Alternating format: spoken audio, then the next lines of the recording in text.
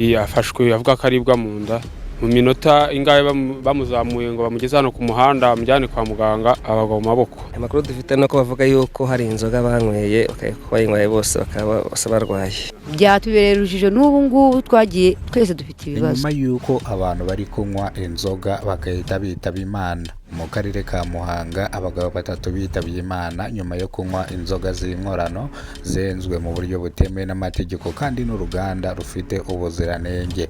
Bityo polisi yahagurukiye inzoga z'inkorano aho ziva zikagera kugira ngo abazikora batabwe muri yombi, naho bazisanze bazajye bazimena.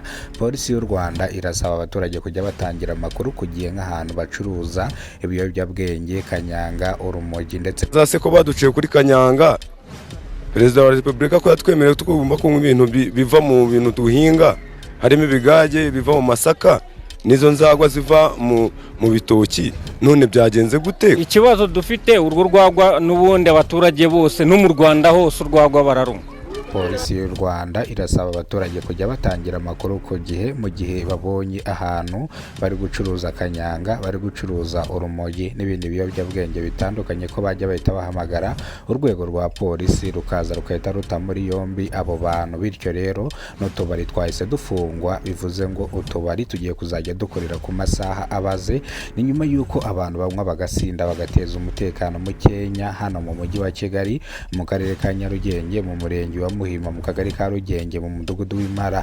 Abasinzi barasinda barangije bagahungabanya umutekano bakarara barwana. Umuyobozi w'umurenge, ndavuga gitifu w'umurenge, ubwo yarari mu nama n'abaturage, yavuze yuko utubari tugiye guhagarikwa ndetse anasobanura ububi bw'utubari, ndetse avuga yuko utubari duhungabanya umutekano, kandi avuga yuko utubari tuzajya tuba dufite amasaha bazajya bafunguriraho. Uzajya ufungura ayo masaha ataragera azajya ahanwa bikomeye cyane. Umuyobozi w'akagari avuga yuko ibingibi nawe yabishyizemo umwete, ndavuga gitifu w'akagari, avuga yuko yohereza abanyerondo bakajya kugenzura abo ngabo bitwikira amasaha atari gukingura, bagakingura bagacuruza utubari. Yafashwe avuga ko aribwa mu nda mu minota ingahe bamuzamuye ngo bamugeze hano ku muhanda bamujyane kwa muganga abagwa mu maboko. Amakuru dufite nuko bavuga yuko hari inzoga banyweye bayinyweye bose bakaba barwaye. Byatubereye urujijo n'ubu ngubu twagiye twese dufite ibibazo. Kanyanga, urwagwa, urumogi biri gucibwa hano mu mujyi wa Kigali, dore yuko n'ubundi babikoraga rwihishwa, ariko polisi y'u Rwanda ivuga yuko uzafatwa azatabwa muri yombi kandi agahanwa bikomeye cyane.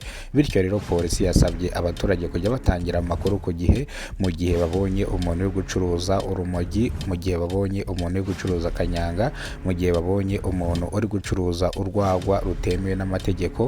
Abangaba bazajya bahita batangira amakuru ku gihe, aba bafatwe batabwe muri yombi. Polisi y'u Rwanda ivuga yuko hari urwagwa rwemewe, urwagwa rwa bitoki, hari urwagwa benga rwa bitoki bagashyiramo amasaka, urwo rwagwa ruremewe 100%. Rero urwagwa benga binyuranyije n'amategeko bagashyiramo ibintu bitandukanye bigatuma abantu bahaburira ubuzima. Urugero, mu karere ka Muhanga abagabo 3 barapfuye bazira kunywa inzoga y'inkorano, dore ko bagiye baribwa mu nda ndetse bageze ku bitaro barangije kwitaba Imana. Babapimye basanga ni inzoga zabishe z'urwagwa, bafata bakenga bagashyiramo bya rukoro byinshi ndetse bagashyiramo n'ibindi bituma umuntu anywa akahita yitaba Imana. Dore yuko rero uru ruganda rwengaga zino nzoga rwarahagaritswe, dore yuko n'abarukoreragamo batawe muri yombi nyuma yuko barukurikiranye bagasanga ruri gukora bitemewe n'amategeko. Bityo rero nawe urinda mugenzi wawe utangira amakuru kugiye, kugira ngo abantu nk'abaga bacuruza inzoga z'inkorano batabwe muri yombi. Nyaboneka atanga amakuru. Abaturage batuye mu karere ka Ngororero bavuga yuko hari urwagwa rubarembeje bita umumanurajipo, ubwo abaturage barunywa bakamanika ingutiya, ndavuga abagore, bakarara muri rigori ndetse nibibuke gutaha. Uru rwagwa bita umumanurajipo abaturage bavuze yuko uru rwagwa rutemewe n'amategeko. dore yuko umugore urunyweye arara mu kabari cyangwa akarara muri rigori. Umugabo urunyweye runo rwagwa ataha ateza umutekano mukeya mu rugo, akubita umugore n'abana ndetse nta kintu yabasigiye. Abaturage batanze amakuru bo mu karere ka Rulindo bavuga yuko ibingibi bimaze kuba too much. Umugabo urucuruza arumuzanira ku igare, gusa ntago bazi aho arukomora. Bivuze ngo abaturage batangiye amakuru ku gihe uyu mugabo akizana runo rwagwa ku igare, bahise bamufata bahita bamuta muri yombi, bamubaza aho runo rwagwa arukura. Yanga kuhavuga, avuga yuko nawe arurangura. Urumuranguza batajya bahurira mu nzira, akahita amuhereza amajerekani agakomeza. Bamusabye kumuhamagara mu ibanga rikomeye cyane ngo bavuge aho bahurira kugira ngo niwe bamufate. Uyu mugabo aratsemba, ubu ngubu yatawe muri yombi azira gucuruza inzoga zitemewe n'amategeko.